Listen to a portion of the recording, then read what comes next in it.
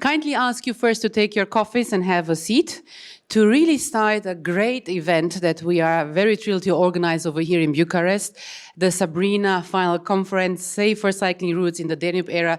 30 months of continuous working in 15 countries, no, in 9 countries with 15 partners. It was a great adventure, I would say, and I'm very, very happy to host this event as one of the Romanian project partner in Bucharest on the 21st floor of an historical building, the Intercontinental building, today the Grand Hotel. My name is Raluca Fischer. I'm the president of the Green Revolution Association, and as I previously told you, one of the project partner of the SABRINA project. I'm delighted to have you here, not only because we talk about the topic, all of us are really concerned over here, but because we have also many people attending online from all around the world. And we saw in the online registrations, not only people from Europe, Africa, the Global South, and we have also special guests, as you saw in the agenda, from Australia. So special thanks for those which stayed up or so late or woke up early to join us in this conference. Because we have a full day of talking about the amazing results, and I will say without any kind of humbleness, amazing results that we succeed. And for those which are live in Bucharest, we saw, for example, the best practices reports and all the fact sheets that we are. It's really a terrific and amazing view to see all these documents that we succeed together with our partners to put alive and to share it with our stakeholders and promote more safer infrastructure for cyclists. But no non-project is possible to be as performant and as good as this one if it's not under a good leadership.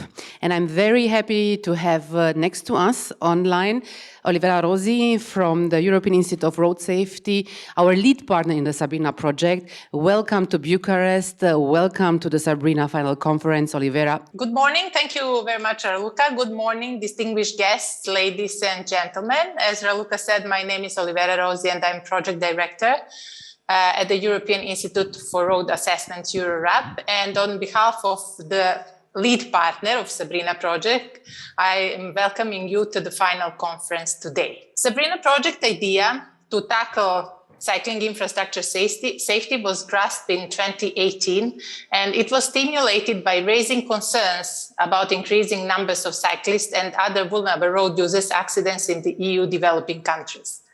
At that time, we were already talking much about sustainable mobility, but what we didn't know almost anything about COVID-19 pandemic. We didn't know much about lockdowns and isolation, war in Ukraine and energy crisis, all these things that shifted mobility paradigm toward active mobility modes, including cycling, and made them imperative for so many reasons. At the time of conception of idea of this project, we also didn't know about new revised road infrastructure safety management directive that stipulates that network-wide road safety assessments should take into account cycling infrastructure like unilateral routes. Now we know more, much more, and cannot ignore, as we have felt hands-on experience of all these situations and policies, and we all understand that it is important to act. We believe and feel proud that SABRINA results and outcomes, which, to name some of them, demonstration of solution, how to assess safety and tools to improve and better plan cycling infrastructure, are coming to you, the respective stakeholders, in participating countries of Danube region and hopefully beyond. A couple of introductory words about the project and its partners. You will hear a lot in today's sessions about the results of SABRINA project, but it is also important to mention all those institutions and people in the project who made it possible, with cooperation and support to come to this stage. SABRINA project is co-funded by Interreg Danube Transnational Program and have started in July 2020 and will end this December. It is also supported, and we would like really to thank warmly the EUSDR, European Union's strategy for Danube region, for supporting this project. And the overall project budget is a bit above 2 million euro, which is supported by ERDF and ENI funds. The main partners who have been committed to SABRINA implementation are listed on this slide. Unfortunately, we don't have now time to go through all of them, but you will see a representative of each of these partners during today's conference. I would like to thank them. I can't thank them enough, but for their patience, resilience, and commitment, despite all the torture we as lead partner have putting on them to implement this fantastic project. I shall not take time from the main sessions of this conference to explain further about SABRINA results, but I want to mention only three main notions that were embedded in the project idea. It is transnational cooperation, awareness raising, and practical tools to increase cycling infrastructure safety in the Danube region. With that, I would like to thank you all for joining, and I'm wishing you great conference experience. What was for you the most challenging part of this project? Thanks, Raluca, for this question. The project itself was very challenging. It was a lot of really great challenges to face and to raise awareness about cycling infrastructure safety. But definitely, I would say that one of the uninvited guests as a partner in the project was the main challenge in really managing to implement all what we have promised and all what we wanted, and this is a COVID-19 pandemic. In SABRINA, you will hear more about surveys of 2,500 kilometers of cycling paths around 9 countries in the COVID times. I think this was, and I guess my colleagues, our colleagues from technical committee will confirm that was the most challenging things. But this challenge brought us a new opportunity to cooperate much closer. We would have seen each other maybe 6 or 7 times or maybe 10 times live over the project lifetime, but we managed to see each other every single week in order to manage. And we created a small community that hopefully can expand in the future. Thank you very much. Indeed, as I said from the beginning, under great leadership, great projects can come through. A leader of the International Road Assessment Program from Australia. Thank you so much, Rob, for joining. The floor is yours, Rob McInerney. I hope I pronounced it correctly. So Marco is contradicting me. I didn't, but I'm kindly inviting you to present yourself and also, of course, what is the International Road Assessment Program and what is SABRINA standing for you? Thank you so much. My name is Rob McInerney, the Chief Executive Officer for iRAP, and you would be amazed how many different versions of my name there is around the world, which is great.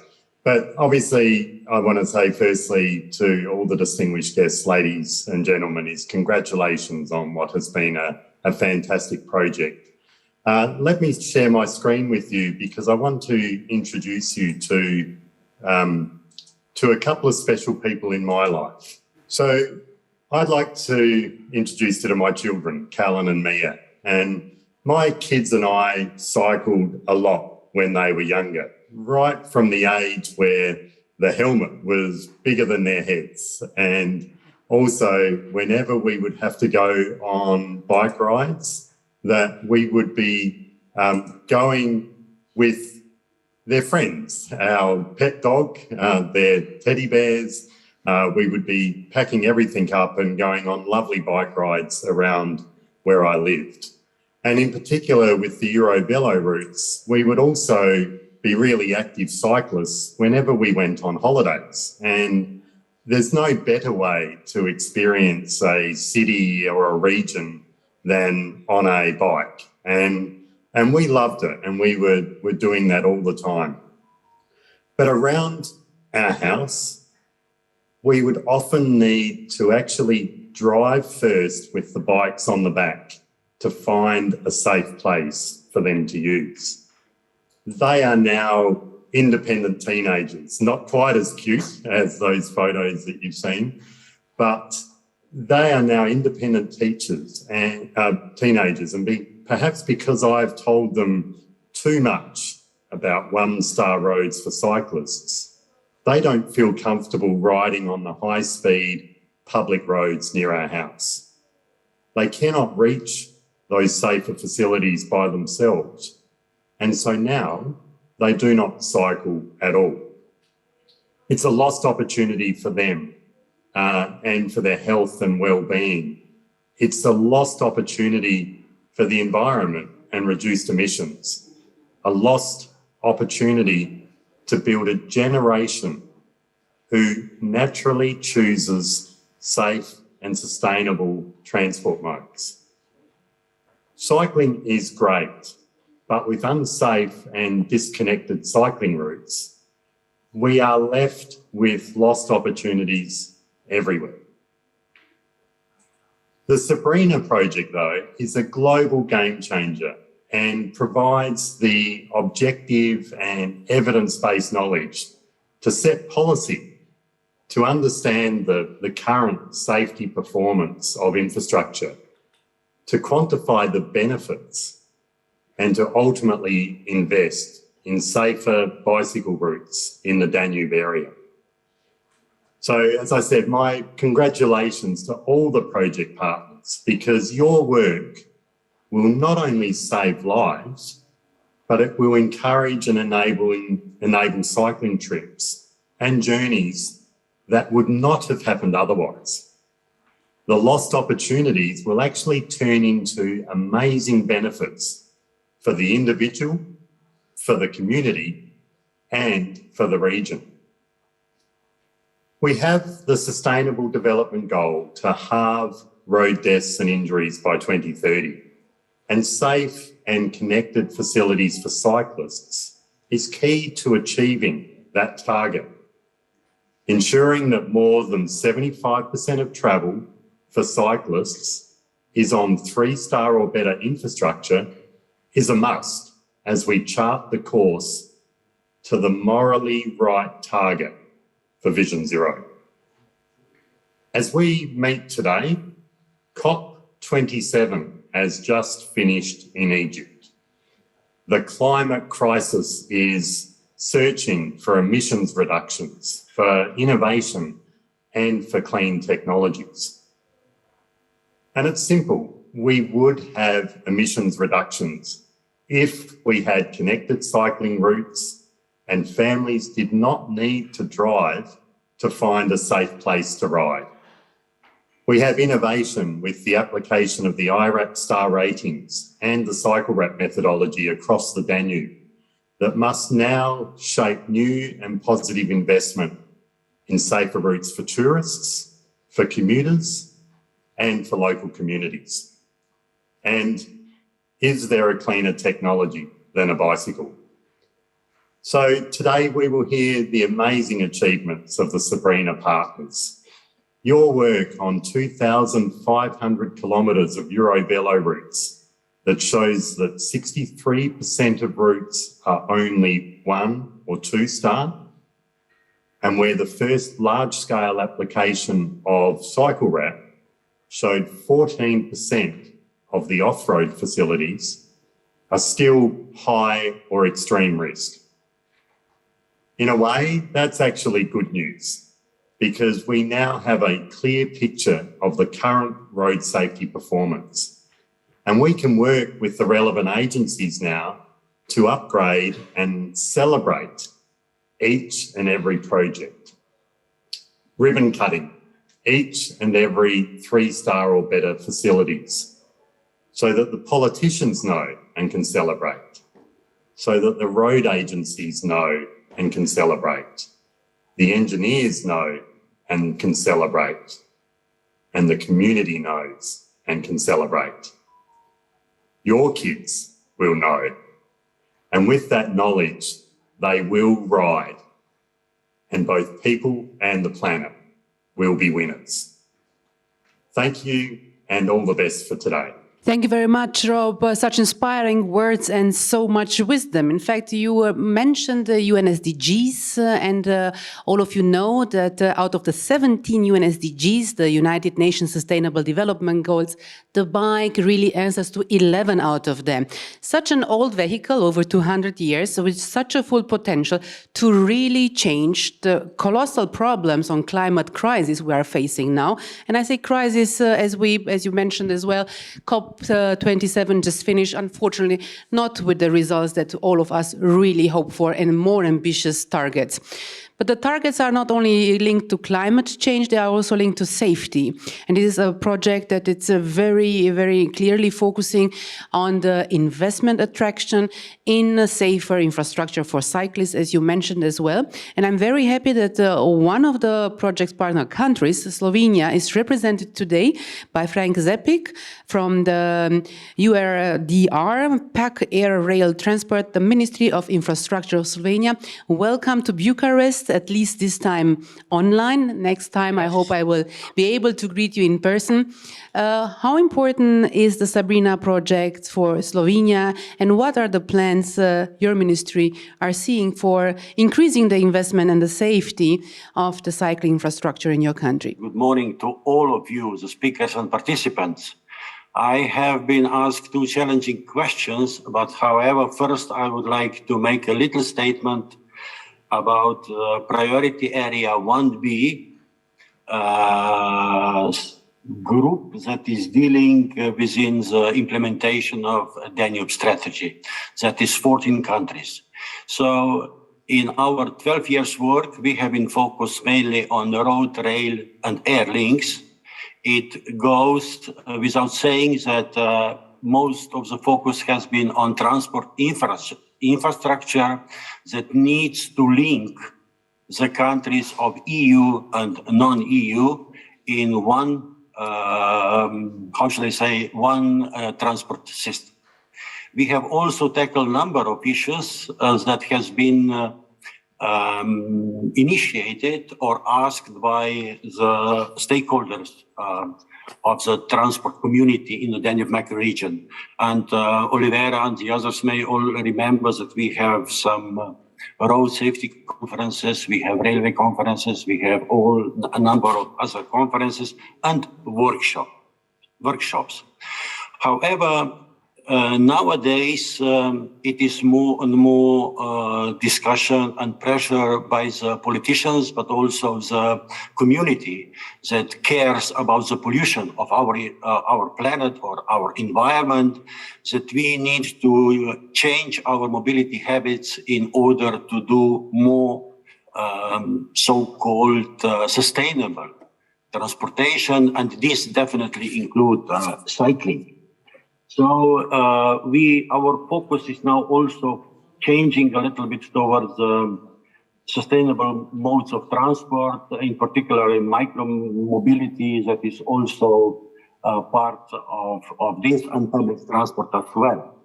We believe that cycling is integrated, it is a part of a single integrated transport system and should be that way accessible to everyone. Since, as I said, politicians want to have more and more people cycling, we need, and I as a member of a ministry, need to make an effort to promote and facilitate and to consider cycling in each phase of a process. So what I mean by this, I mean that we first of all need a good national cycling policy. We need to provide a complete cycling network. We need to take care to increase safety of cyclists. And SABRINA definitely is a first step, an important step in bringing this knowledge and understanding of importance of safety for all governments, so to say. And of course, in order to have a good cycling network, we need to ensure money, and we need to bring best value for money for everything that we do. We also need, and it was, I think, a little bit addressed also by Rob before me, that there are different cyclists, and we need to take care of a full spectrum of cyclings. Because there are those who are experienced and confident and cycling for many years, those who are not so experienced but are keen to cycle, then there are children and elderly people that, of course, would also like to do it. So different types of cyclists will probably need to use facilities on the network in different ways. And as was said, the commuters have different needs than, let's say, when we are going for holidays and we are cycling to Saptori. So it is important that we have cycling routes that are well marked bicycle lanes or routes, that we have taken care on crossings with the roads, railways, and the other transport infrastructure, that we have a continuous networks, because in particularly in urban areas, in many cases, the bicycle route just ends without nowhere. And of course, we need to, among many other things, need to care about the parking for cyclists, because cyclists normally are those who are prone to use so-called multimodality, so shared number of transport means during their journey. And I think that it is also important that we have some cyclist-friendly solutions. And these solutions that are friendly would probably be also safer, or at least safe. So we should avoid narrow traffic lanes. We should avoid, let's say, pavements or other things that would be without proper markings. And we should also take care that we avoid, when possible, shared use of infrastructure. We all know that today the e-scooters, in particular in my country, Slovenia, they are very, very, very, how should I say, causing a number of safety issues to the pedestrians and also to cyclists. Let me say also that Slovenia is trying to do its best in order to bring the national plans for the cycling infrastructure and all the related documents in place. I am not a member of this department within the ministry, so I'm not probably the best to address what has been achieved so far.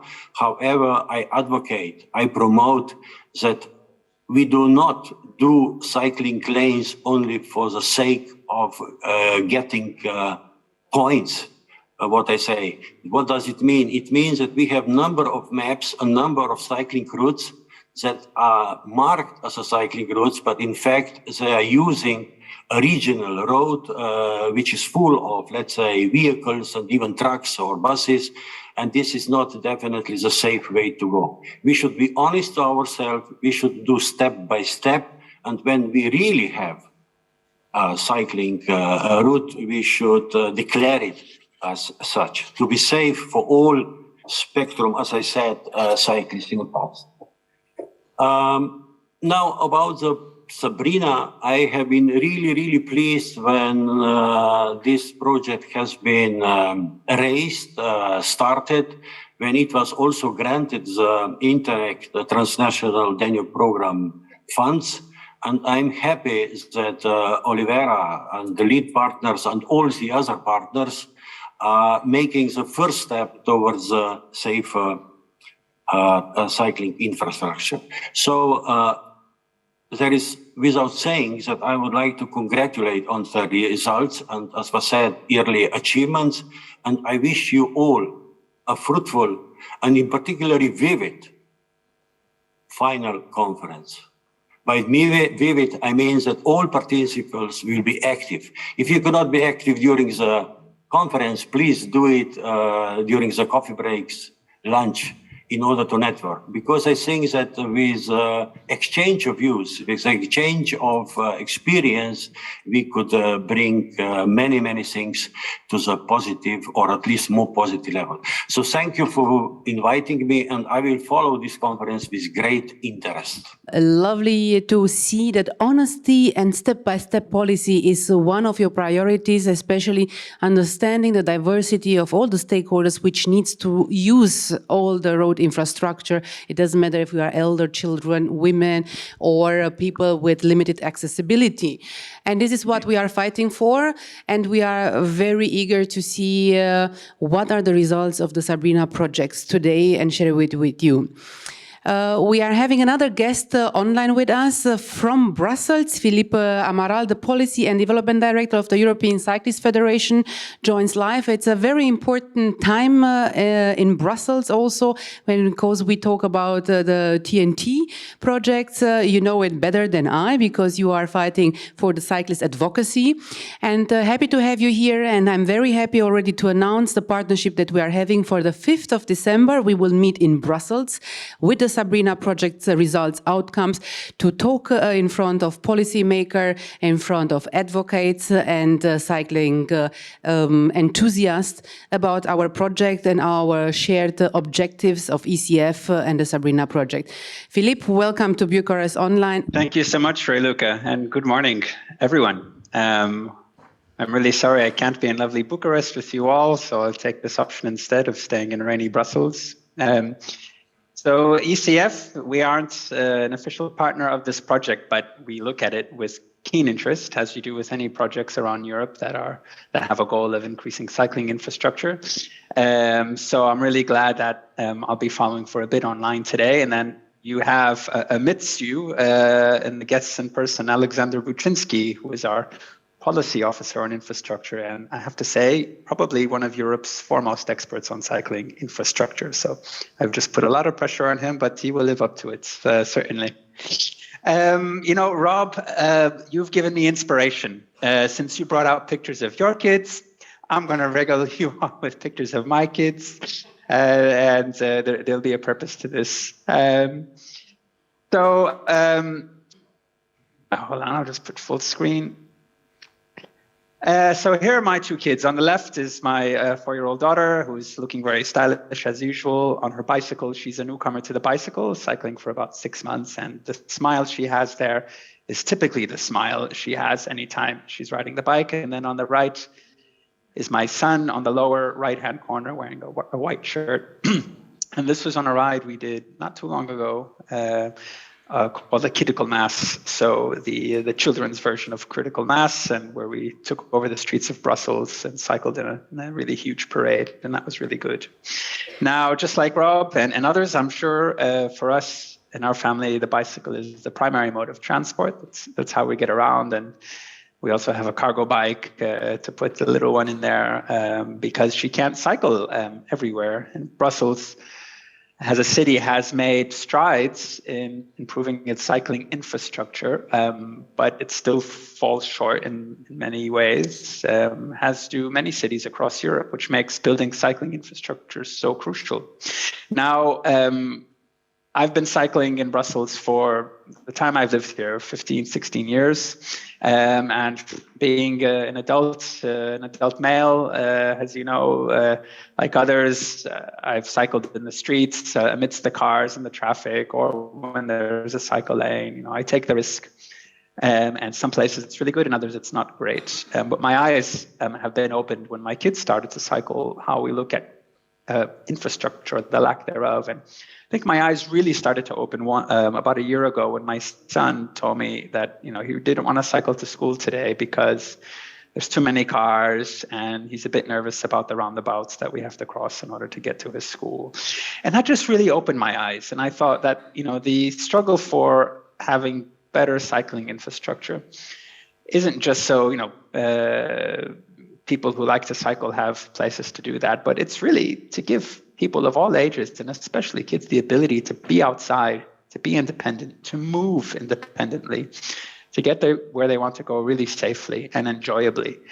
And that's really crucial. And I think that really opened my eyes to look at the streets anew, to see how they've been built for automobiles, and how in a city like Brussels that there really aren't so many places where someone of a child's height, 8 or 9-year-old, can be confident on the road.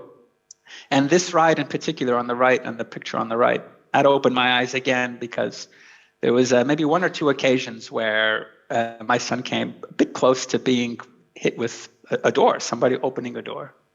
And that revealed something to me, is that, you know, from a child's side, that they see things differently than we adults do. As an adult, we have a higher vantage point. we have a better chance of seeing someone's face in a rearview mirror. We're probably paying attention more closely. If any of you have cycled with little children, you know that they're looking at anything except what's in front of them. And so that just made me think again, probably one of the best ways for a city or a municipality to design bike infrastructure is to design it from the perspective of a child. And that's not to say to make it childish, but to make it safe, not only for children, but by extension for people who are elderly, people who are disabled, and for adults who are cycling to and from work or to and from school. And that's really I think the point of departure that we have to start from. And so at ECF, cycling infrastructure is one of the top things that we advocate for around Europe. For us, good cycling infrastructure is the core reason to get more people to cycle. As we've talked with people around Europe and done research and reviewed other research as well, time and again we see that people have a reluctance to cycle if there isn't a space on the road for them. And we need more cycling in Europe. Why do we need more cycling? Because road transport emissions are increasing. And they make up the biggest slice of transport emissions in Europe. We need more people cycling around Europe in order to decrease that, in order to meet Europe's climate goals. Not only that, we need more people cycling to clean the air in our cities, to make it less noisy. We need more cycling in order to help countries and cities enable citizens to meet their health objectives. Cycling to and from work or school or anywhere people go is an extremely healthy activity. And so this is some of the reasons why infrastructure is so important. Now, what are we doing at the European level? We are European organizations. Well, there's a few things going on, and Alexander will talk more later about the 10T file that we're working on. And that's really crucial because we hope that in Europe's flagship transport policy, that finally we get a much improved inclusion of cycling as a fully fledged mode of transport. We think that Eurovelo routes all around Europe are a backbone of cycling routes in countries. And we think that backbone should be incorporated into what EU officials call 10T, the backbone of Europe's transport infrastructure. But another way we're working on that is doing advocacy in Brussels with our industry partners for a European cycling strategy. Some of you may know that in June of this year in Copenhagen, the Executive Vice President of the European Commission, Frans Timmermans, announced at an event just before the start of the Tour de France that the European Commission will work with the European Parliament on an interinstitutional declaration on cycling and to promote cycling in Europe. And the head of the Transport Committee in the European Parliament, Karima Delli, she made the same pronouncement. Now, we see that as a really great opportunity to do something that we've longed to do, and ECF with partners have tried to do in the past, which is to enable cycling to grow at a strategic level. If you think about the water level growing, not just in Netherlands or Denmark or one or the other country, but for the water level to grow all around Europe with regards to cycling, not actual water levels, but to grow cycling evenly and proportionally all across Europe. We want to see common standards for the building and funding of cycling infrastructure. We're pleased to see that some countries are doing it on their own, but we want to see it grow in countries where there isn't cycling infrastructure, with countries who are already quite good at it. For example, the Netherlands, we want to see them invest even more money to improve it and to get more people cycling. And we believe that only through a strategy will the EU be able to link infrastructure with the achievement of its climate goals, health goals, mobility goals, etc. So we're working closely with our industry partners on a few things. The European Parliament is hopefully going to pass a resolution on cycling by the end of this year or earliest next year. And what we're calling for is for the Parliament to urge the Commission to fund 100,000 kilometers of cycling infrastructure on 10T urban nodes. We want them to provide enough funding to cycling across EU member states so that we have 312 billion kilometers cycled by 2030 all across Europe. So this is one of the key ways that we think we can have more infrastructure. And of course, it's finding ways to direct more EU structural funds to countries all around Europe so that they can take advantage of that. So I'm really keen to follow the conference today, and I'm glad that Alexander is there with you, and he will get into more detail. And I really want to congratulate the SABRINA project for this really, really good results, and I'm keen to hear about and look forward to working with you all more in the near future as well. Thank you very much, Philippe. More people cycling more often on safe infrastructure. As you correctly said, the potential is there and the investment are necessarily. We are looking into very important and different kind of perspectives than we ever did if we look 10 years ago into cycling advocacy. How serious or not serious politicians were taking us. I think a tremendous work has been done, and also thanks to the ECF. So thank you for doing this at European level, and thank you for all our project partners in SABRINA which are doing this on national level. One of the last speakers of this session, because the State Secretary Gabor Șandor will join us in the last panel today. He was unfortunately asked to join very quickly in an important meeting in the Parliament today, but he will come in the last panel, so stay tuned till the end, so to see also the position of the Romanian Transport and Infrastructure Ministry. But someone which is seeing really the results of unsafe infrastructure and terrible accidents and mortality are those which are really working the police brigade. So I'm very happy to have next to us Ionuț Preda, Chief of Service Commissioner of the Bucharest Police Brigade, to address a little bit the perspective of those which really see the injured one and those suffering on improper infrastructure.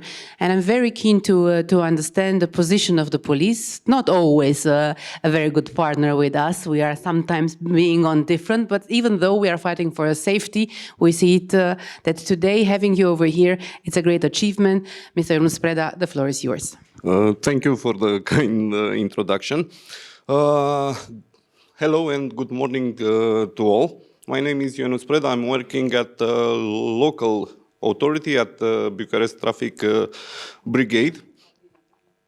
I was talking in the morning with my colleagues, and we are understanding that our place is here in these projects. After the engineering, after the education, the last line is the enforcement line. So we are here because we support any project that could bring a little bit more safety on the roads. That's our goal, and we are partners for that in every project for everybody. I'm also bicycling with my son and my wife. I don't have pictures bring in this morning. I will not talk that much. It's a very nice project. We are here from the beginning, and congratulations for that.